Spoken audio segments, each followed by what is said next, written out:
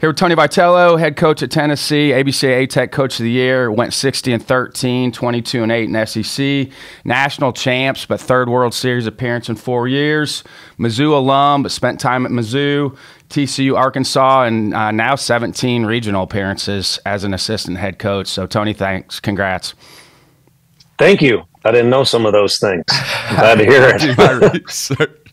I can tell. Hey, you've been to the postseason a lot. What kind of made this team different? It's so hard to win it, but what made this team different? Real balanced, and I know that's kind of a vague and you know, something that applies to all aspects of life. But with this team in particular, you could just see it in a bunch of different areas. They kind of had.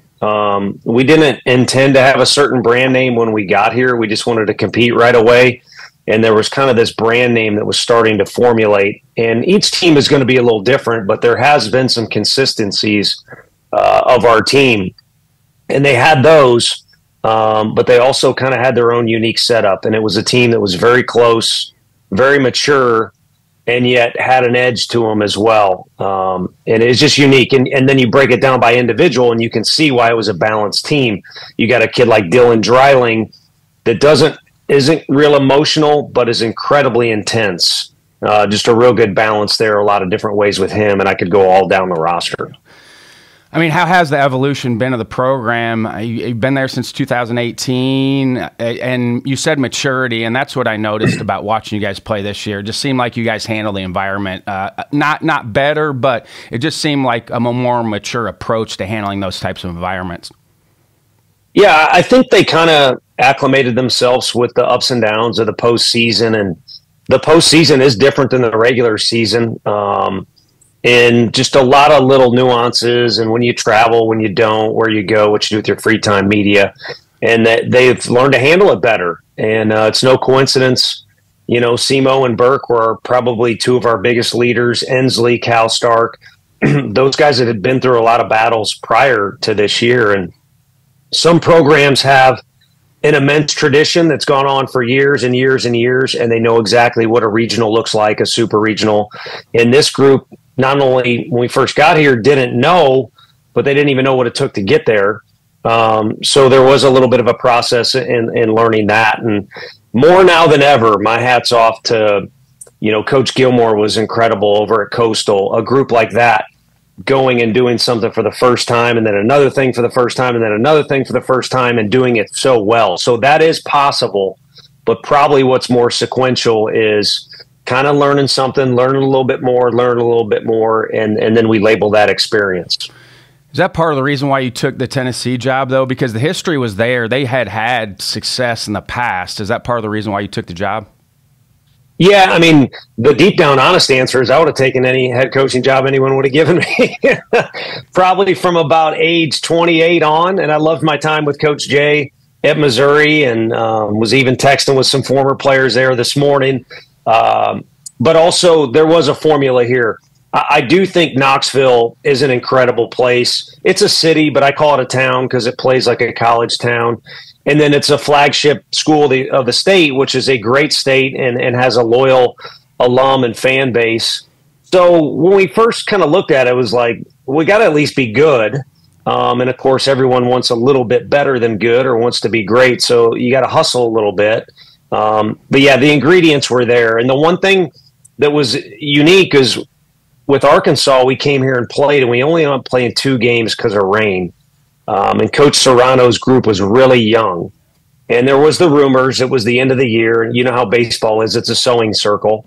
And at some point during one of those rain delays, we said, if there's a change, whoever gets this job is going to inherit some really good young players. And never would have thought it would have been me. But that was the case. When the baton was handed off, I think he had done a lot of work here to get this place back to neutral at the very least. For brevity's sake, I'll just say it like that. And again, we inherited some nice young pieces, but we definitely had to educate some you know, the guys on some things as far as winning goes. Yeah, if you had to go back and do it all over again when you first got there, would you change anything?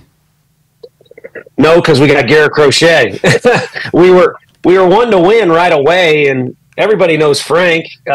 He's so competitive. He can get as ornery as anybody on game day away from the field. He's he's one of the best, most well-rounded individuals I've ever been around. But we just kind of wanted a partner on the treadmill, by the way. He's always down there. So yeah, kudos to you for getting up as early as he does. If I can mix in the workout, it's usually at the very end of the day, and he's the opposite. He's our most experienced. I can't say he's our oldest coach. But when people, we won, for some reason people thought he was going to pull a John Elway and retire or whatever. But he lives and dies with these relationships he has, in particular with the pitchers, but also the other players.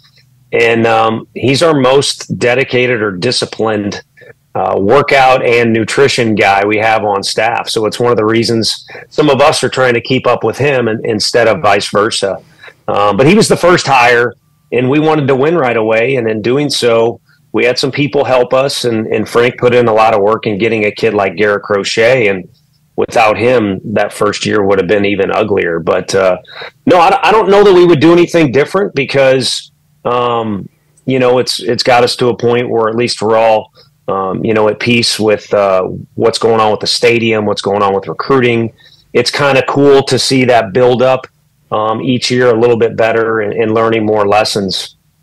There's definitely probably a lot of little things that we could have done better or handled better or not done, but it's our story. And something I'm trying to learn as a person for peace of mind is I'm bad with regrets.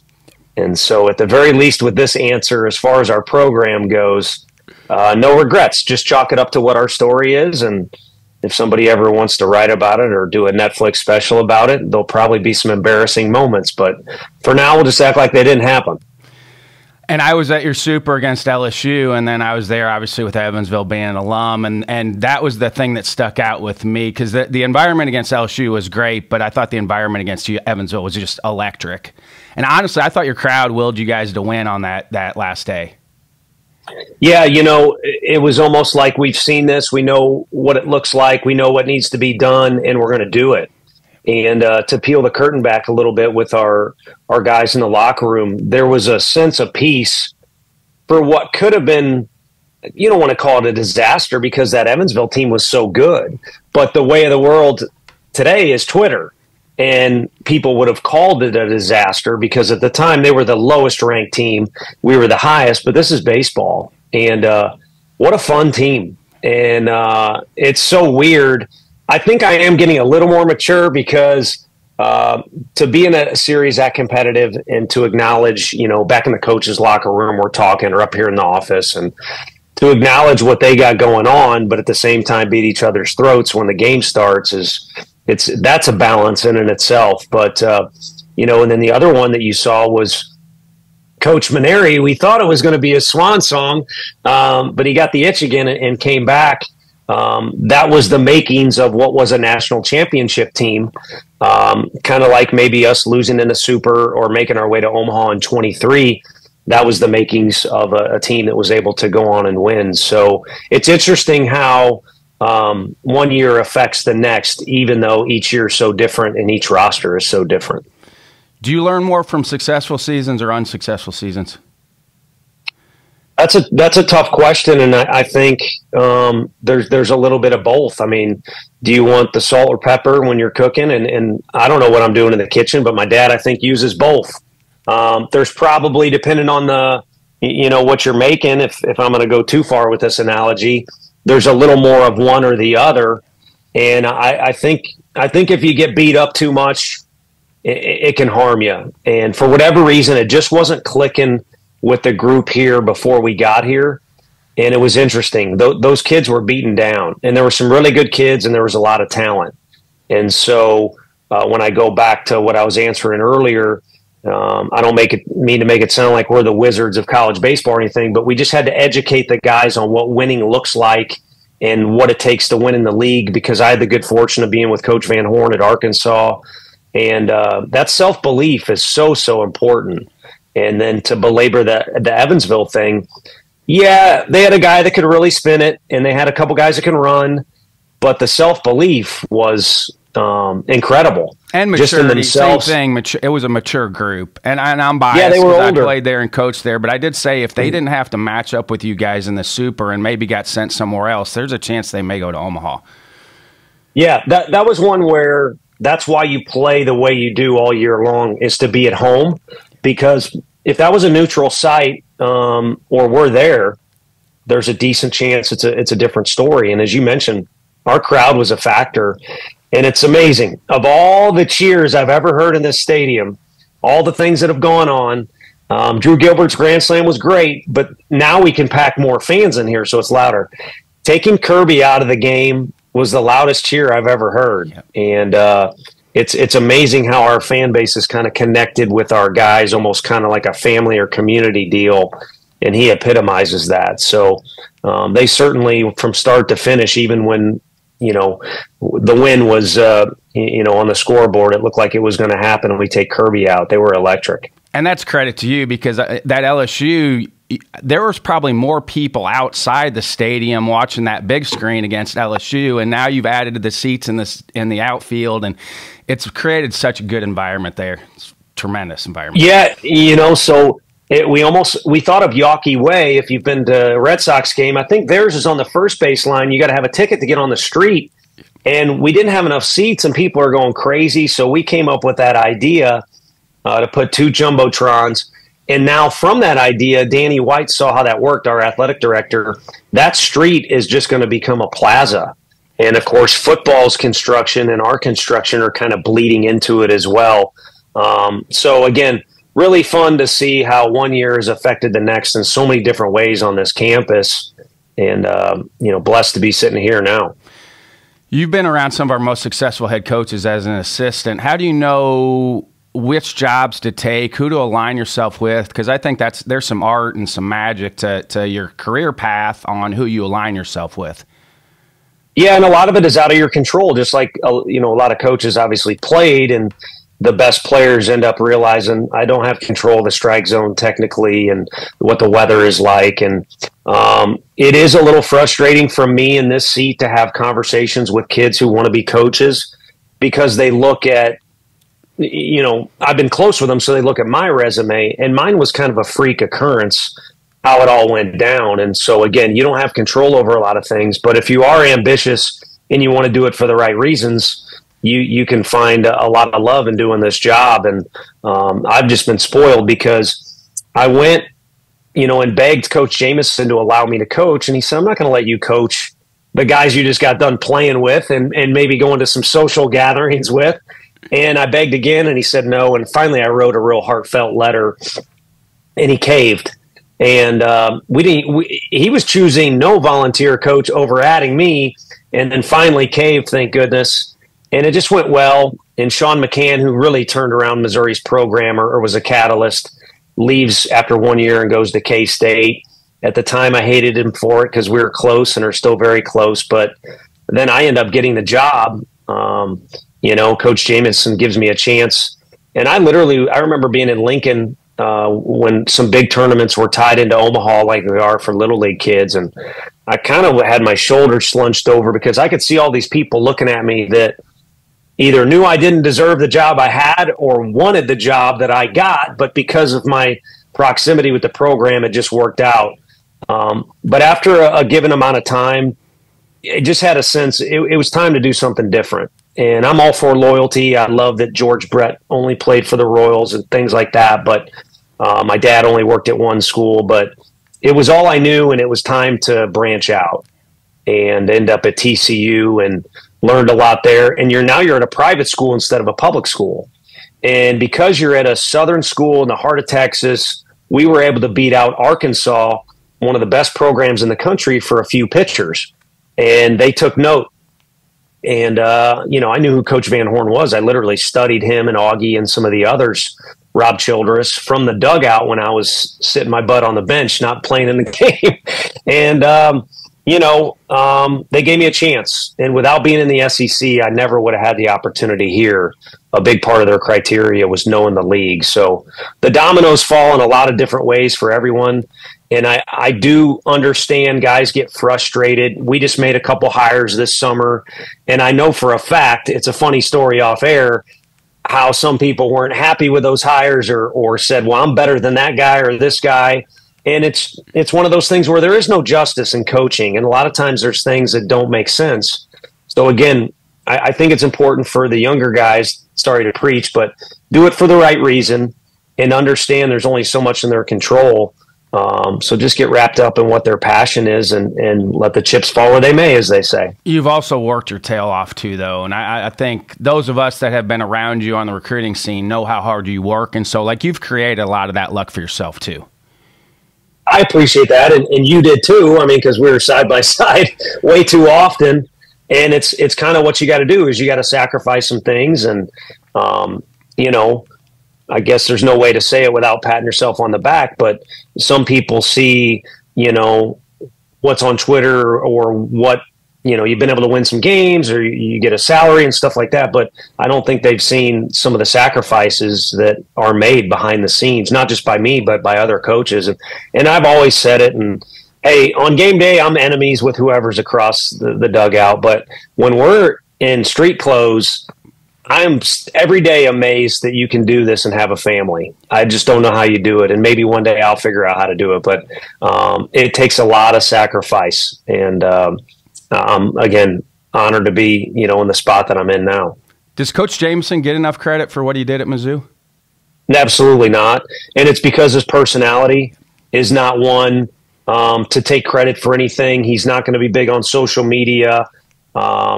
It's just here's the best way to say it is when I would recruit players, I would tell them, listen, if they would commit or they were on campus, when you get to our program, you need to go seek out knowledge from Coach Jameson. He's got as much of it as anybody, but just by his nature, you need to go seek it out from him. And that's not like he's not coaching, every day in practice. He showed that with their pitching staff this year. They were tremendous. And it was their first year, so there were some, trials and tribulations there. But we took note of how good a job he did with those pitchers. And he's just not Lane Kiffin, So because of that, especially in this day and age, it's undervalued.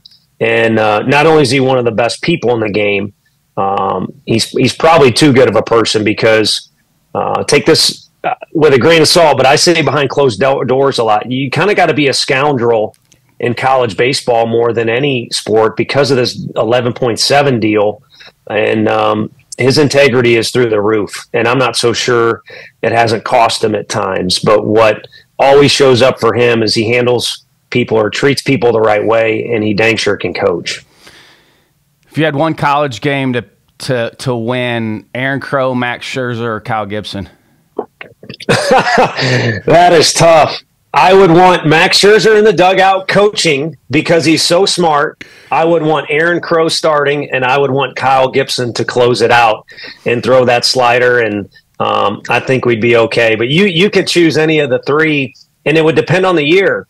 What was so cool is they all liked each other, but they all didn't like each other. And I think Max is what started that. And I think Max has been on some big league pitching staffs like that too, where he would love and go to battle with and die for or bail out of jail this other guy or that other guy on the pitching staff.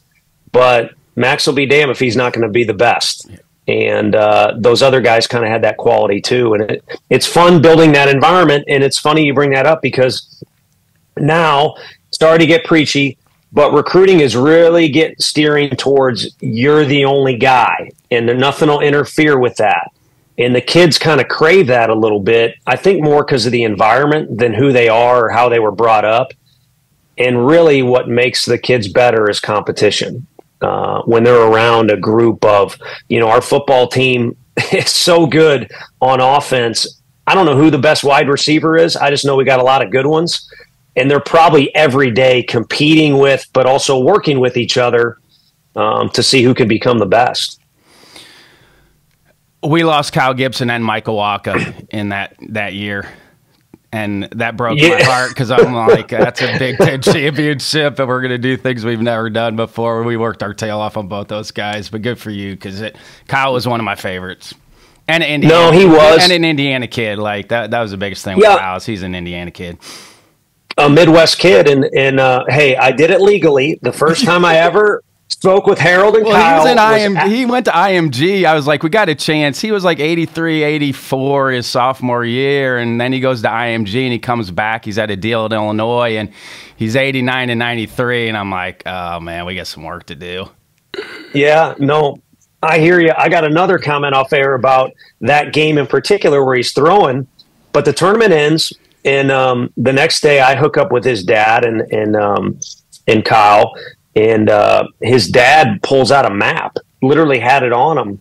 And I told him where I was from, University of Missouri. And they had a kind of a radius circled on the map from their home. And he was only going to go so far. And I'm sure you kind of sniffed that out and why it was, going to be a Midwestern school that he was going to go to. And it's interesting. All these kids have different criteria.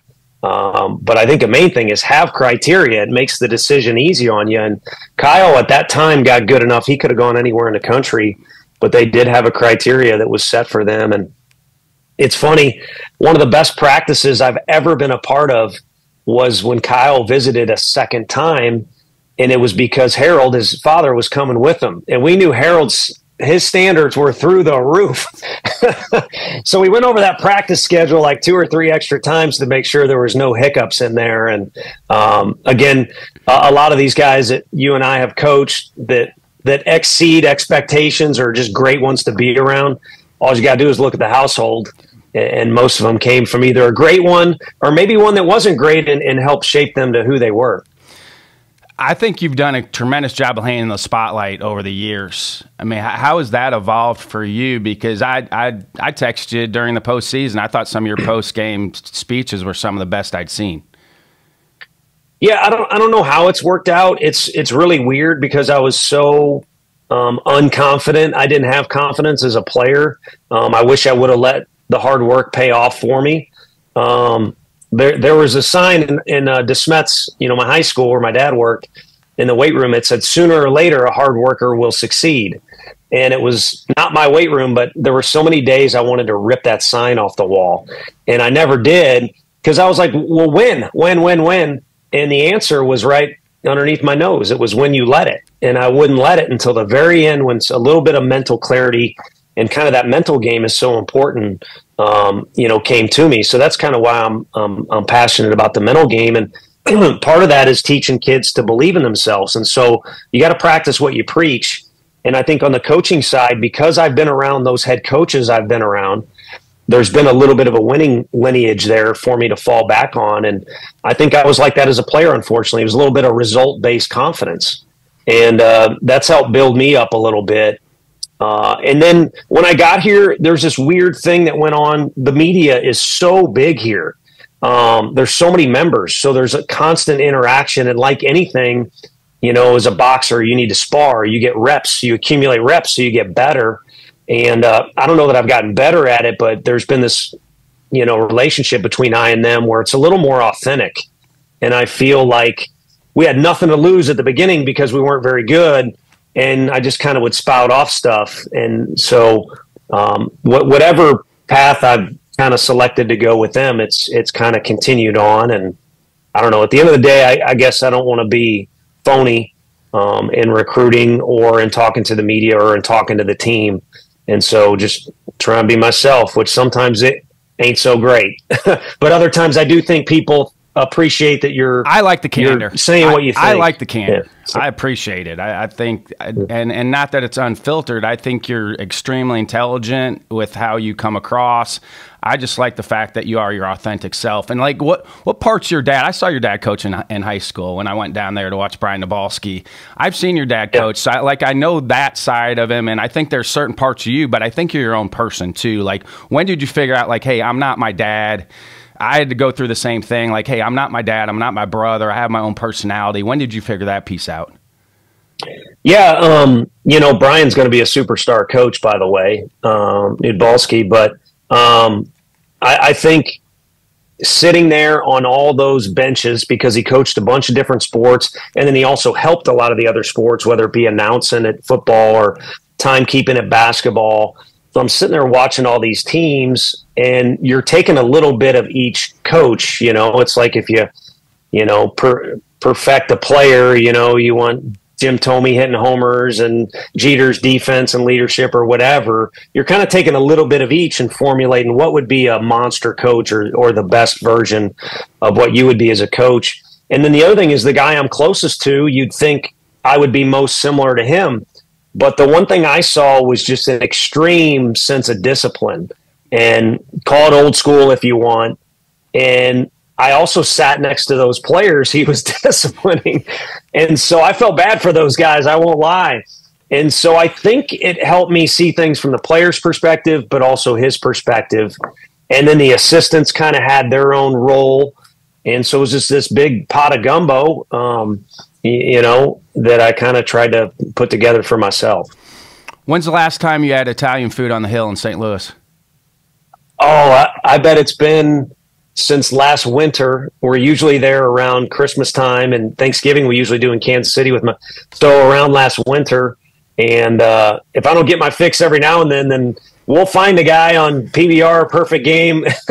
Hey, this guy hit 85 or whatever. I need to go to St. Louis to watch him, and then we'll get my fix. And the Hill is unreal. But now my dad has got a lot of former players out there that have their own restaurants. And they're sprinkled amongst St. Louis too. And we get to go in, and, he acts like, or kind of looks like he's in the mafia because all the owner knows him and all that stuff. And we get good treatment. And of course I get a good meal. Well, Evansville and St. Louis used to be in the same conference. So we'd go over there and watch Evansville play basketball against St. Louis. So we always went to the Hill first. And then SLU, their basketball arena, you had to get in an elevator and go down in the basement to watch their basketball team play. So that was always fun for me as a kid growing up, is go to St. Louis, because Evansville is obviously not a big city, but St. Louis is. So those are some of my best memories growing up, is going to the Hill. For sure. No, it's not a big city, but it's a unique city. I've had a couple buddies go there. One played soccer and another played baseball. And the college towns are fun when they got their own flavor, but you're usually not going to get really good Italian food in a remote city somewhere off the beaten path. How much of the PitchCom stuff are you using, if anything? Yeah, so, last year it was interesting. A lot of the catchers were allowed to kind of, put the deal on their knee, and we're in the middle of, I can't remember if it was it was Evansville. It was Evansville.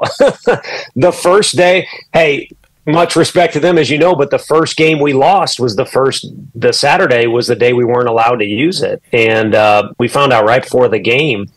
And, I think Frank's argument was, hey, this is a tool that's to educate the kids on how to know the game and communicate. The infielders need to know if a changeup's coming. I need to be anticipating first step this way, that way.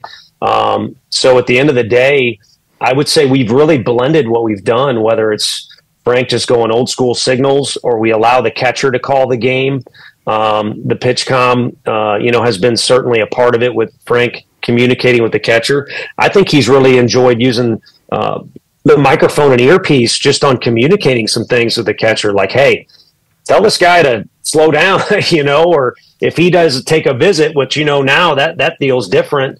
You take a visit, we're not going to use one, and this is what you need to say. So it's really been a hodgepodge, and I know it's not the intent of your question, but Frank doesn't have a secret sauce.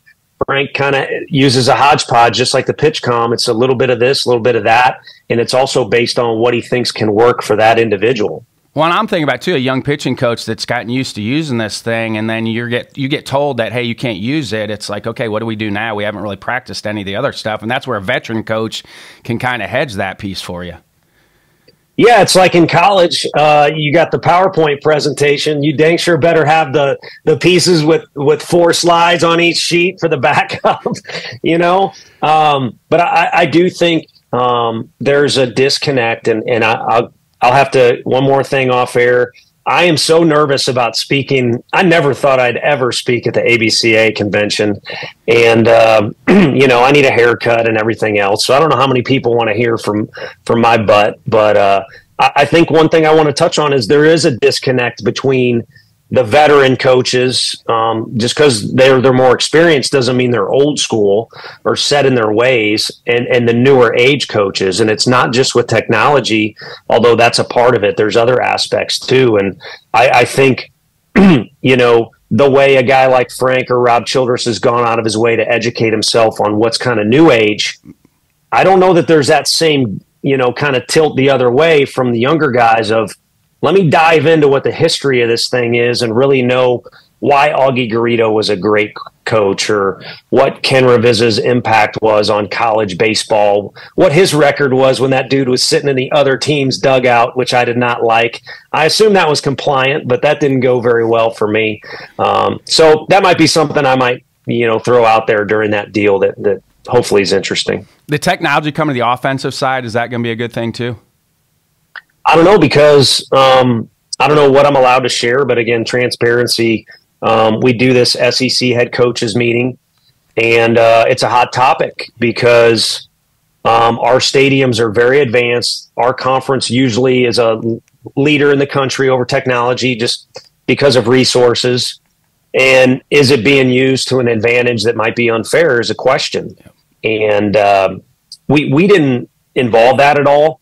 And not that they were any better or worse than anybody, because you got to kind of go with what you think your theme is. But man, our theme has been our weight room. Is our strength coach has been incredible, and Coach E does a good job at third. But you know, I don't know. I think I'd be for that being left out of the offensive part, I guess. I think people have been able to hear messages in their ear and things like that. And I don't know. I like it simple. I think people would be shocked at how much I'm for going back to the old way we did it, where you hit a double and you just stand on second base. You don't someone throw you a hula hoop and you do 6 times around real quick and then throw it back to them. When did Quentin join the program, your strength coach? So it's funny. Again, I'll go full disclosure. He's a big dude, by the way. He's a physical dude. He's physical, and the cool thing is he looks like a former football guy, or tall enough to be a basketball player, but he played baseball and was a two-way guy. So he really has unique perspective on not only our sport, but also the different levels. He's been at the major league, minor league, and now college. And I knew I never would have stepped foot on the field without a strength coach like Scott Bird, or just working at it. Jesse Swift was a guy that helped me with speed. And it's such a huge part of the program when it comes to culture too, which is a word that's been thrown around here.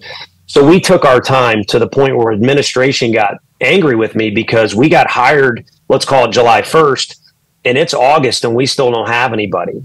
And we kept interviewing people. And at one point, Quentin was our favorite until Frank saw a picture of Quentin with a hat on. And he didn't like the way he was wearing his baseball cap and said, man, I don't know about this. So it's funny, that delayed it about another week, but we came to our senses and he joined the program, but really not until the winter of our first year. And I think that maybe detracted from our first year team a little bit because he is so impactful. But really the first semester was just getting acclimated with Knoxville and college baseball and some of the rules. But ever since then, it's taken off for us. And if you look at the NCAA rules, that guy is able to spend more time with our players than we are. Finals week, summer, you name it. And my goodness, we've taken advantage of it because of him. And you got Jeff Wood too, like another old timer. That's what I love about your staff, because you have some really good young up and coming coaches, but then you've got some older veteran guys that have been through the wars. Yeah, I've been through a few mini panic attacks this summer, which are wild, like flashbacks to Omaha this year. But I literally had one the other day. Is when Woody retires, if he ever decides to. Well, first of all, I'm going to bring my checkbook or my car keys or some extra gear or whatever and throw it at him.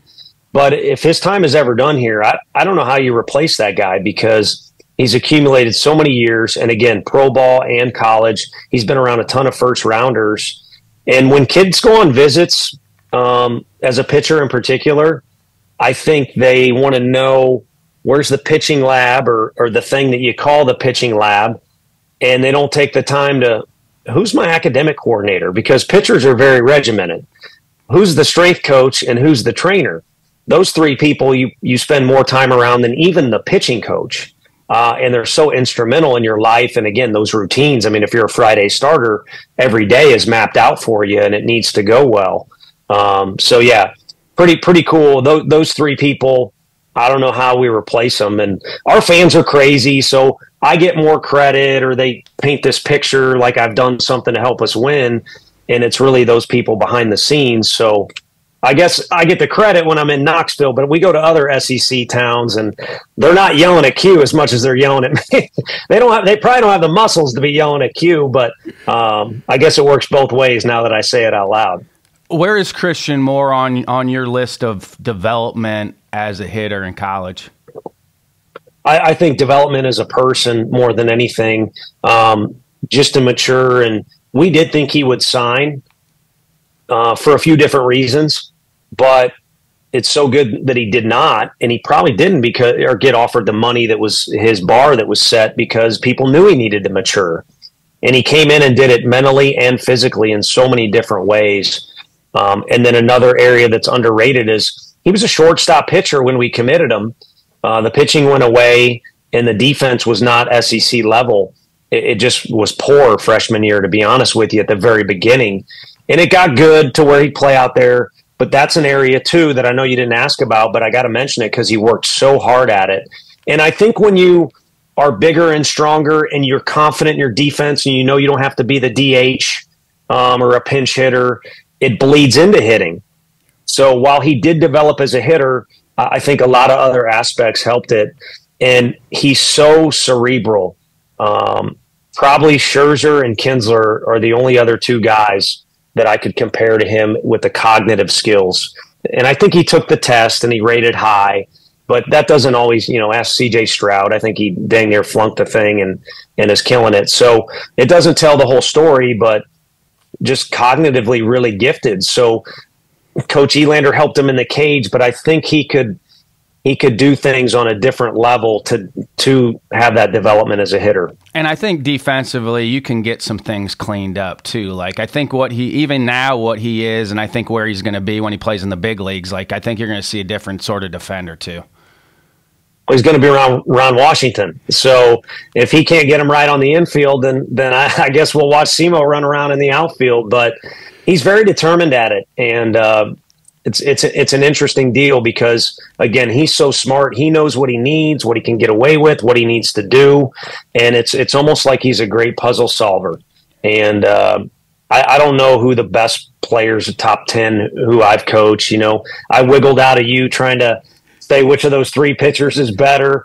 So I don't know where he stacks up, but I don't know that I've ever seen anyone be able to take over a game when they really want to. And, it's impossible to replace that guy. And then with Drew Bream, I mean, did you know that he was going to do that when you recruited him, just from a standpoint of who he was as a person? Again, to tie in Aaron Crow, those guys were both sturdy, durable bodies, athletic enough to play another sport. Aaron could have been a good basketball player. Drew was a good football player, kind of tall, the big frame. All these things that make you say on the phone, I think you could be a starting pitcher at some point. And behind closed doors, we both thought, I think I even said to Aaron Crow, we think you could be a starter as a junior in the Big 12. And both those guys were starters as freshmen. So regardless what got said to them, good or bad in recruiting, they were going to kind of pave their own way. And Drew did it with just incredible presence. And Aaron did it with literally insane intensity. So they both kind of had their own unique thing. But I think with Drew, he had COVID and he also had rehab. And he sped through rehab so fast. He looked like a veteran pitcher even as a freshman, despite missing all this time in high school. And I think a lot of that is based on his family. He's got some circumstances. He takes good care of his sister. And I think he's by nature. Too. Carly's a great story. Yeah, it really is. And I think they help each other. But I think just his whole deal has been built on how mature he is. And if you look back, we talked about our team being mature, and he is one of, if not our biggest team leader. So again, you can find the ingredients that are a part of that bigger recipe. And man, I got to eat breakfast this morning. We're talking about food a lot. But yeah, you just saw a lot of stability there, which meant long-term success or a high percentage of success. And I think he stays healthy too with just everything he's got going on. I thought him, you want to talk about Savage for East Carolina were the two best guys I saw all spring. Yeah, I mean, we were there was a couple pitchers over there in that regional that were just insanely good, and Savage was a guy that we were very fortunate to miss facing that guy, not just because of his stuff, but just his overall competitiveness is the biggest thing about it. Yeah, and what he's been through as far as adversity goes and health and all that. So kudos to those guys. And, again, I guess to put a little teaching spin on it, kids watch these guys in Omaha, or now all these regionals and super regionals are covered, and they see the finished product, but they don't see what was going on behind the scenes. And both those kids had some dark days for different reasons, and I think it made them stronger. Is Ben Joyce going to throw 110? I don't know what. I wouldn't say he can't do. I would not put a limit on him or say can't about anything he can't do. And here's that's another one. Here's what I wish. Again, complete honesty, phone conversations I had with people.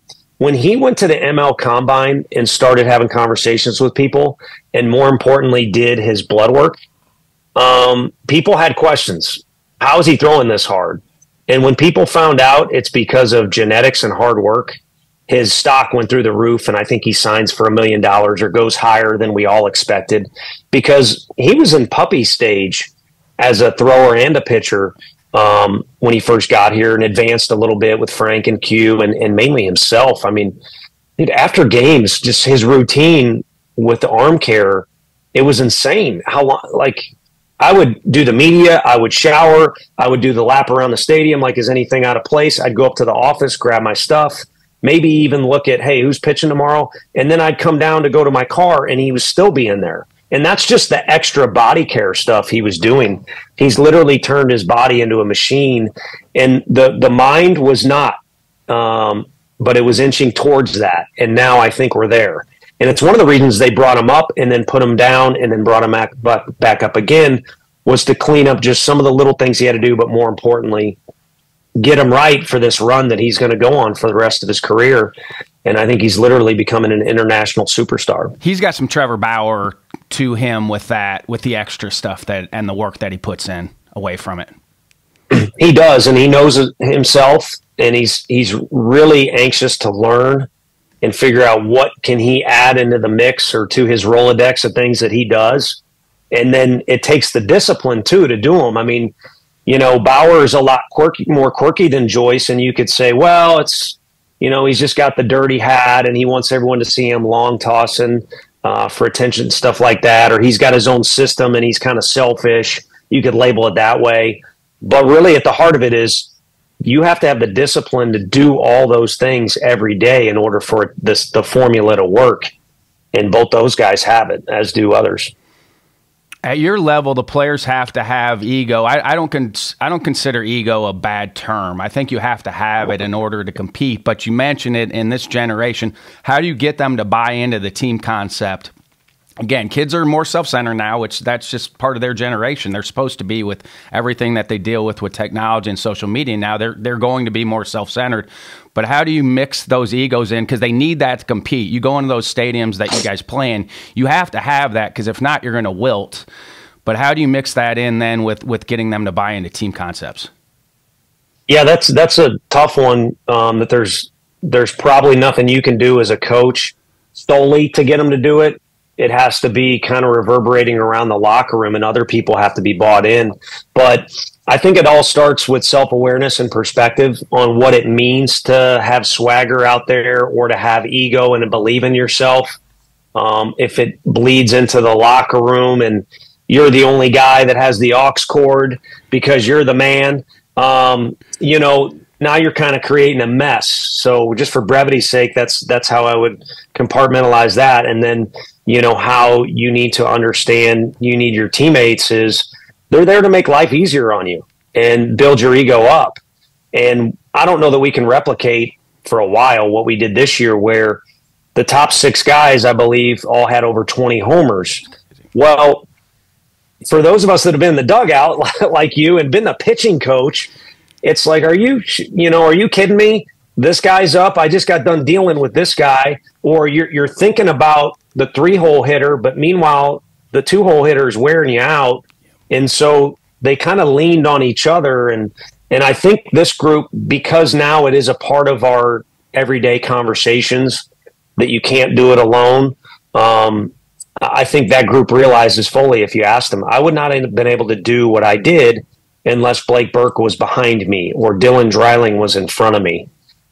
It takes a lot of conversations by the coach, and then ultimately you're begging and hoping that the players will take that and circulate it around the dugout in the locker room. And I think you do as good a job of anybody as we have of letting players have their own personalities on the field with just the things that you not allow, but you're allowing them to be themselves. Well, thank you. And I said earlier, like I said, we could do away with the celebrations at second, but we're all going to have to agree. Otherwise, because I don't want to be, we're not going to get many recruits if we're the only program doing that. But, and I don't even know where the hell I didn't know our first game of the year, someone was going to come out of the dugout with a coat, I guess 21 or 22, whenever that was. But they, again, behind the scenes, in order to be the guy that stands there at home plate and flips your bat, you have to do a ton to work your butt off and be in a position to be that guy. And in my opinion, because I get to see it every day, I don't know that I could have done it as a player. You've earned the right to, if you want to wear your pants a certain way or you want to do this. Now there's a limit. And the cool thing is, I think because they feel like they're being treated like pros here, if we call them into the office and say, Drew, you're a madman out there in center and we love you, but don't throw your helmet in the dugout. I don't think he ever did it again once after that, which speaks to what type of kid he is. But yeah, there is a limit to all that stuff. And I don't know how you find that delicate balance where everybody cheers for your program and your players love it and the opponent respects you and all that. That's probably impossible, but we're playing in a new age. And to me, it's probably the most fun, and it's definitely the most watched college baseball right now. And I was going to ask you, I think 23 and 24 are the 2 best fields we've had at the College World Series. The star power is electric. You find yourself, I got to do that draft this year, and it's like, thank goodness I get to say Charlie Condon with a smile on my face rather than literally having nightmares. You get to become fans of these guys when you're not the team playing, because the star power is off the chain. And what's adding to it is you all cover, the kids so well, and there's so many different little specials where now you kind of got to interface with them, kind of like Kirby has that bond with our fans here. A microcosm of that is what the media allows guys to have with certain players. And the kids are also playing their hearts out. So I think people pay attention to that. They play hard. That's the thing. Like, no matter, I think everybody gets distracted by some of the antics, but you go watch a game and actually watch them play. They play hard. Yeah, I mean, the level to which it means a lot to these guys is represented by, if you are watching the postseason, what the end looks like, and you got to look away because it's so painful to see all these kids dream of going to Omaha, and now they don't just play 3 sports in high school or 2 sports and then hitting the cage once in December. It's a year-round thing, which is a whole nother podcast. But they're throwing everything in the kitchen sink at this career as an individual, and then as a team, they spend more time around one another than ever because you have player lounges and things like that. And so when it comes to a screeching halt, again, you almost got to kind of look away, because even though you maybe won the game, you might be tearing up seeing Liberty, Scott Jackson's team you respect, seeing the way it ends for them or something like that. How do you handle it with your players and staff? There's so much outside noise from your fan base is awesome, but there's going to be a lot of outside noise. They probably expect you to win every game and go undefeated and never lose. How do you keep them centered and maybe, not that you're not going to pay attention to it, but don't pay attention to the outside noise that's out there?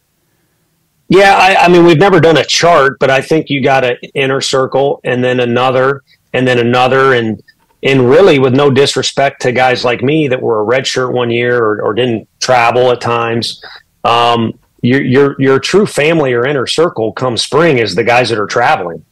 And you come back home to a guy that's maybe injured or whatever, and that's the next wave, or a support staff that doesn't normally travel with you as the next circle, and it keeps going out.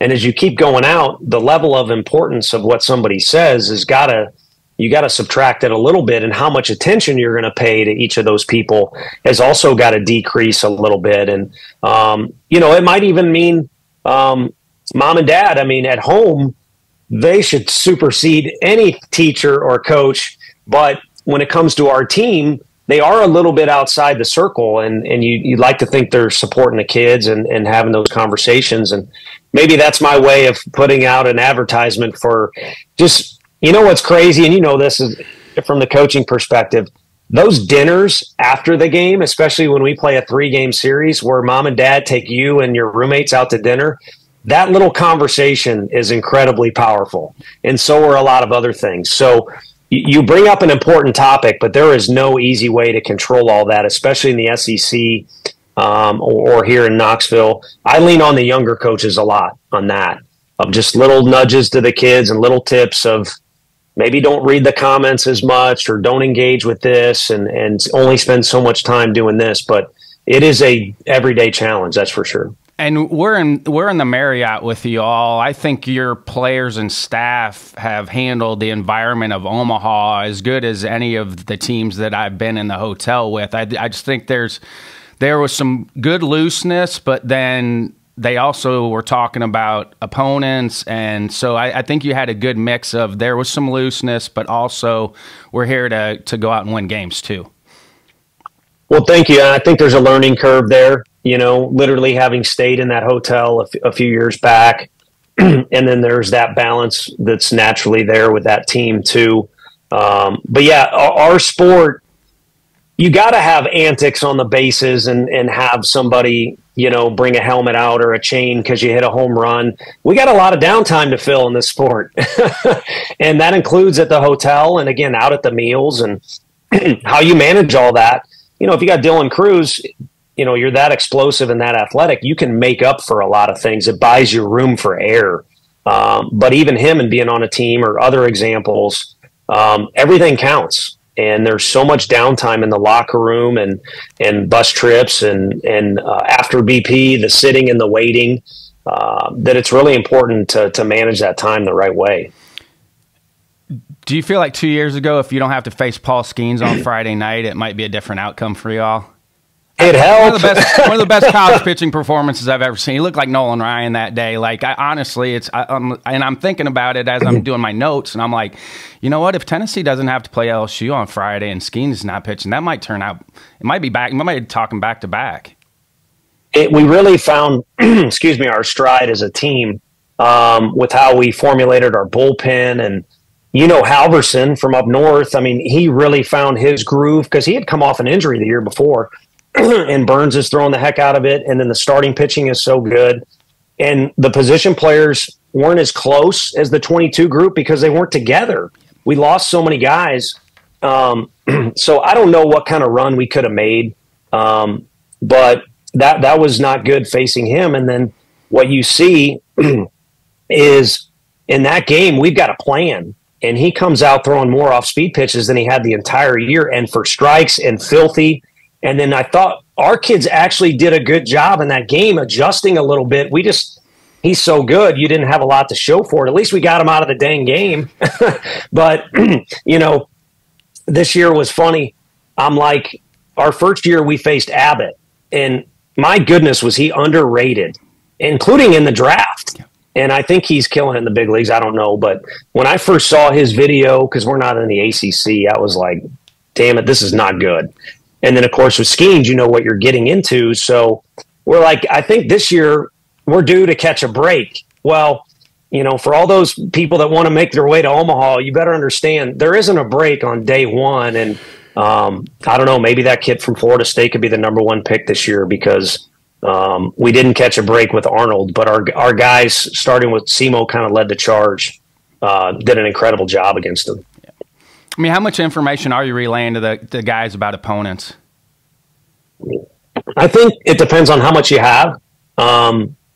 With he and Abbott, you're kind of just watching video and you don't really know exactly what it's like. And you can talk to people, but it's not the same as if you already faced a guy before or he's in the league and you're following all these games and you kind of really know how to track things. So it's a filtering process because I think these kids can overload themselves with information on their own. And nowadays they're going to check it out, who we face in, and they announce the rotations. And I think if anything, it's what to share, not sharing all of it. But definitely a case by case deal. How did you know to stay heavily involved in recruiting when you took over? Not everybody does that, and I give you a lot of credit for that. But how did you know? I appreciate it. Well, so there's a guy named Carmen Tagano who was behind the scenes, and he helped me get hired here, not just along with John Curry, I should say, the AD.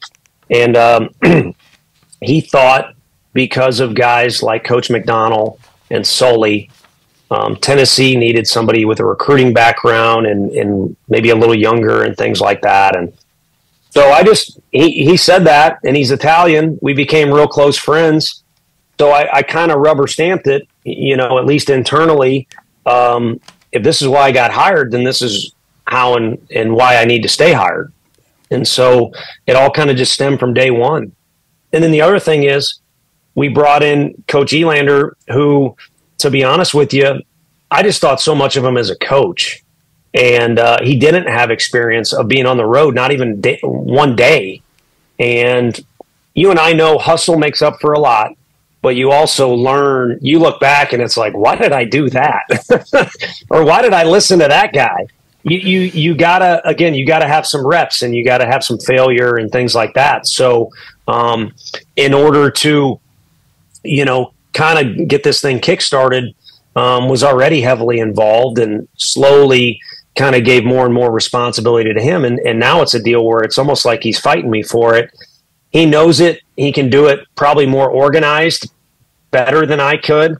So let him have it. But at the same time, it's kind of something I've enjoyed and something I've done since I've been here. So still want to have at least a role in it. I mean, what would you like to see rules changes wise Division I going forward, if anything? Oh man, someone asked me this. We're in a pivotal time right now. We're at a really pivotal time. I think this is the most exciting time for Division I baseball ever, but we're also at a pivotal time for Division I baseball too. No, we are, and someone asked me this, and as soon as it was over, I thought of my better two answers because I get selfish. I don't like the 10-run rule. I like to, we only get so many games. I like to play the games. I really feel like this is probably going to change, but one of my better answers I thought of that day was it's a little crazy that our first official day of practice is not even a month before the season starts. And so these guys are going to train with their agency or their pitching coach, which is cool, but they got to buy into what we're trying to do as a team. And so we should be able to be around them at the very least for health circumstances, because we got guys like Chase Dolander that are throwing bullpens at home and the season is 5 weeks away or 6 weeks away. It just doesn't make sense. So I think we should be able to be around them, more often during that period. It would be nice to start the season a little later with the weather, but I don't know how likely that is to happen. Coach Johnson from LSU threw out, why not make opening day Tuesday, a midweek day? And he had a lot of good reasons. But one reason I like is if you look at the calendar, that would mean and this is what he was getting at too, no weeks where there's 5 games in a week where you're really stretching your pitching thin. I know that would throw off some people that do some cool dual midweek, Tuesday, Wednesday against Virginia Tech here or something like that. But that's definitely one that sticks out. And it is a pivotal time. And my only ask is, I wish people with boots on the ground were the ones, contributing to the decisions a little bit more. I realize athletic directors have roles and things like that. And that's really what we're trying to get fixed on our end, just because we are so in tune with you all That's what we're trying to push for a little bit more too, is allow us to have a little bit more autonomy to help you all get the things that you want done. Sure. And I think the recruiting's gotten sorted a little bit more, this deal where we're allowed to create, recruit juniors, and it's so fun to go to some of these events and actually get to scout. Not that, I definitely don't have the formula for that figured out, but you go to Lake Point and you watch 2 at-bats and it's like, I better decide because this kid could literally commit tonight. There's still chaos, but at least there's a little more of a sequence to it with the way that it's going on. So I think we've gone in the right direction in a lot of areas. It's just, I think the more we get into tune of polling the student athlete or polling the players, polling younger coaches, polling older, and make sure there's somebody, if we're going to do recruiting rules, call in a couple guys that are on the road. J-Bob from Texas Tech, I think literally doesn't have a house in Lubbock. Let him chime in on some of these recruiting rules and things like that. I always ask, Coach, did you feel any different after you won it? I got a call from Sully in between the loss and the win. So we're 1-1 going into the old, rubber match normally on a Sunday in league play. And family was there. That was cool. Talked to a bunch of different people. We're trying to figure out, hey, we know they're bringing in Aschenbeck and no one can hit the dang guy. So should we bunt or should we take? What do we do? And, amongst all those calls, he calls, and he's always tried to mentor a little bit because, again, he was a younger recruiting guy and he's had a lot of success. And he and the other coaches, for how I act on the field, have been very good to me. But he said, listen, no matter how it goes, it's not going to change your life. You're not going to wake up in a month and be a completely different person. And he is 100% dead accurate. And would I take a win over a loss? Well, yeah, absolutely. But I think I look back on it, and I mentioned those panic attacks. I woke up about 7 different nights within the first couple weeks thinking we need one more out and kind of having a panic attack. And then I've also had nights where we need one more win, and I kind of wake up, and then also little mini thoughts of panic of, if this wouldn't have happened, this one at bat or this one thing or this one guy doing this or Combsy coming back instead of signing in the draft, which he was very close to doing, it's all off the rails. And it's just really weird to think. And I think what it makes you appreciate is there's a lot of success to be found that doesn't include a trophy. And then also to understand more now than ever, you've got to have a lot of things go right in your favor for it to click. So more now than ever, I think I have an appreciation for anybody that's able to win, because it's not just a championship. It might be a series or making it to Omaha. Again, as competitors, your first instinct is, they beat you out for a recruit and that guy pitched the complete game and they go to Omaha. Your first instinct up here is, that guy sucks, or they got lucky, or they cheated, or whatever. And now I think I'll have a little bit more of a stable perspective of, you got to be really fortunate to have a lot of things go right. And of course, you got to have really good players too. Do you have a fail forward moment, something you thought was going to sidetrack you along the way, but's helped you move forward? I think just as a player, there was 2 nights where I was going into Coach Jay's office the next day 100% and quitting. And, I was so – it was like the old school – I don't even know if young kids know now. We were taught when we were younger, you got a good angel and a bad angel over here. I'm lying in bed trying to fall asleep, and one angel's saying, you need to quit. You're investing all this, and what are you getting out? And then the other one of, stick with it, I guess. But it was so mixed, and so I cried. Hate to admit it, but I did. And I don't know why, but the next day just got right back after it. But if I would have quit, that poster wouldn't have came to fruition. Sooner or later, a hard worker will succeed. If I would have been smarter, it could have happened for me as a player, at least a little bit more. But the answer is when you start coaching. and I wouldn't have got to the coaching point if it weren't for that. And I think that helped spur on all the losses that you and I have taken on the phone of, I'm going somewhere else. It's painful. And kids out there, just call and do it. Don't text, call and do it. We've heard no a million times. We're not going to like it. We might say take a hike or something bad in the moment, but it hurts. And then all the losses when you lose, we have more reps. I know football games, it's a bigger deal, but we have more reps. So you get pricked more or whatever. You take on more losses. And all those, I think I've been able to stay positive with because I took so dang many of them as a player. Take a skin in the game. I say it all the time. I give you guys a lot of credit because to stay in it as long as you guys have the successful ones, your skin has to get really thick. Well, and it's like, and you watched your dad, you understand that, there is no justice in this deal. There certainly is a good job done and a bad job done, but there's really no justice, whether it be on the scoreboard or what your salary or contract says or what your job title is or where you get to work. It just doesn't play out like that. And so, but you also get an experience like being at the Super Regional, and you have 30 UE baseball alums that are back hanging out, and my dad's there. Like that's the look back part of that whole deal. And I'm sure you see that with your dad and the players that played for him. Like you see that, and that's like, okay, that made it all worth it. That made it all worth it. No question. The wins or losses don't matter. Like this is what makes it worth it. No question. And that's the true peace of mind that, again, it's cool to have the trophy, but I guess if someone's aspiring to win it or someone that has it would I think agree with me is to hang your hat on that is probably a waste of time because it's not going to give you kind of what you're talking about, that feeling of when those people come back and that bond that's there. What are some final thoughts before I let you go?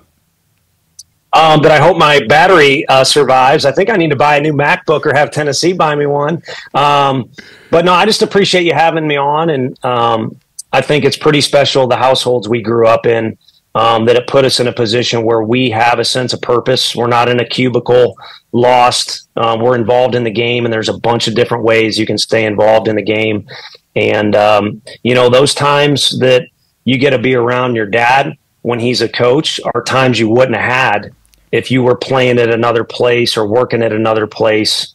And there's nothing like that to begin with. But when you throw in the bond of a teammate that happens to be a family member, that makes it about as special as you can, because those bonds you were talking about are probably what I love the most, is the camaraderie when everyone's on the same page.